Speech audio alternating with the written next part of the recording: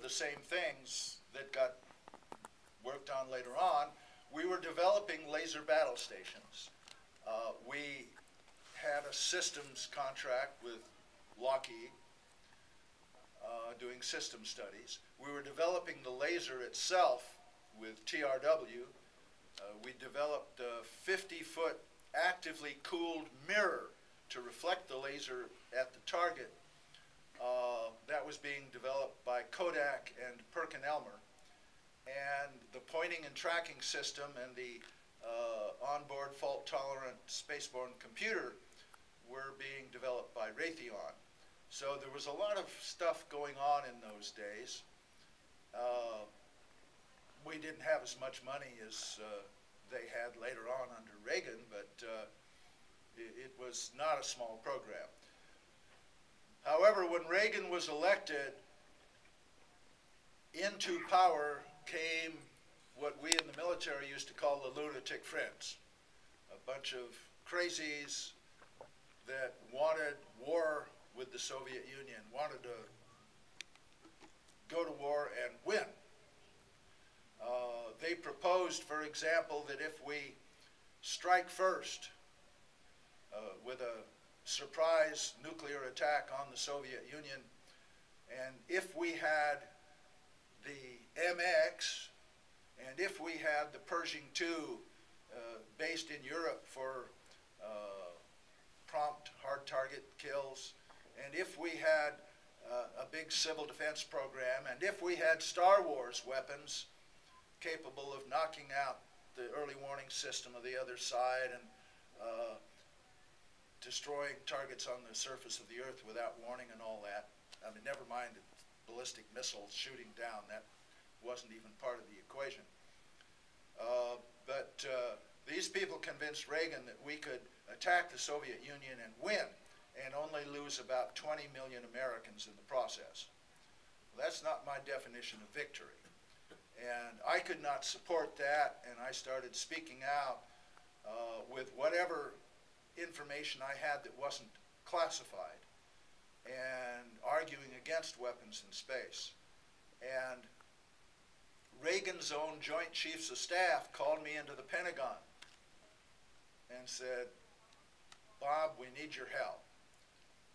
The Bush administration has a gag order on us. We cannot speak in public.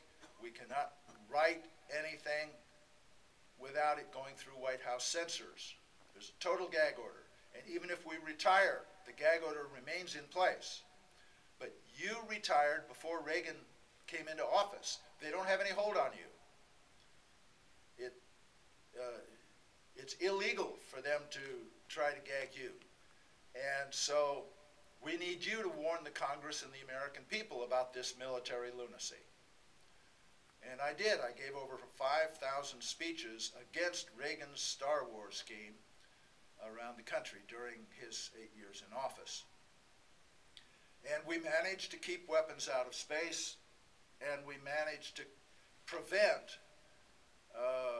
the war of aggression against the Soviet Union that they wanted to.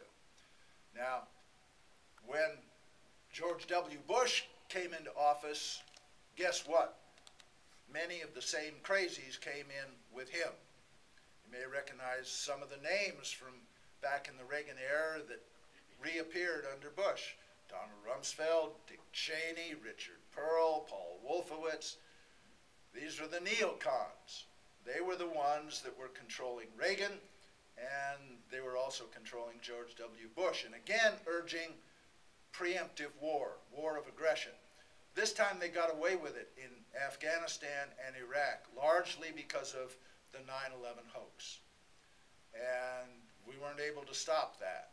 We tried. We were able to stop them from attacking Iran. So that was a real battle royal within the Pentagon. But that's another story for another day. Anybody have any questions? Yeah, there's one. I want to thank you for the tremendous courage of stepping forward in regards to 9/11, to the movement to have anybody of credentials obviously is of huge importance. I just wonder what your colleagues and people that you worked with and have known through the years and had professional experience with, what their comments were to you, and what type of response you got in doing that. Well, first, when I stepped out and opposed Reagan's Star Wars, I didn't lose any friends over that.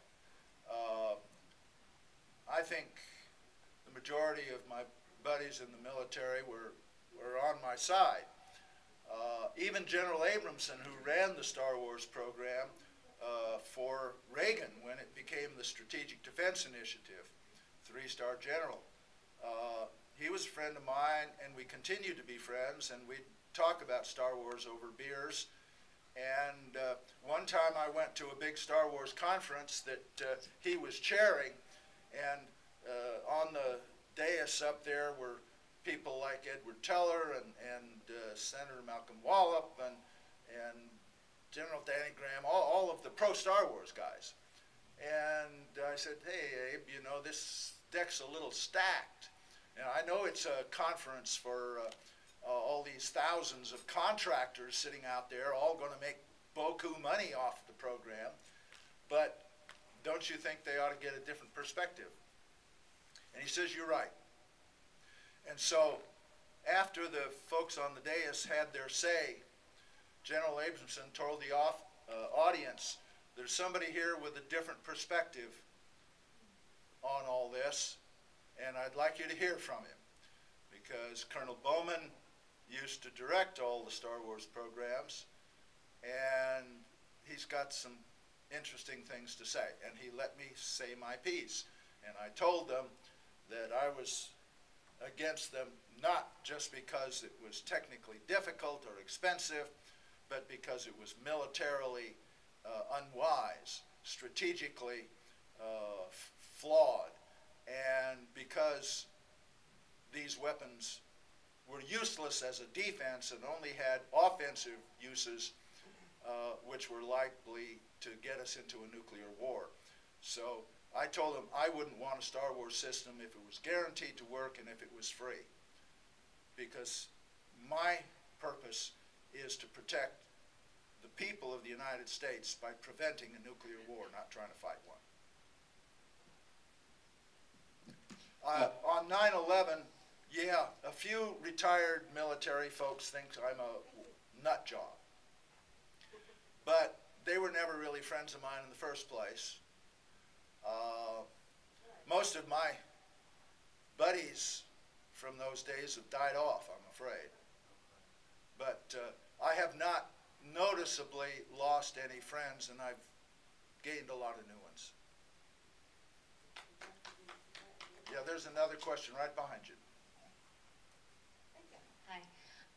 I just wanted to see what you think is the best approach to affecting this change. I know you said you're encouraging people to run for office at whatever level they can.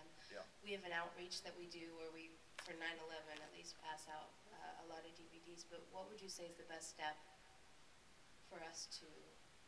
Well, you're doing all the right things, but let me mention one thing.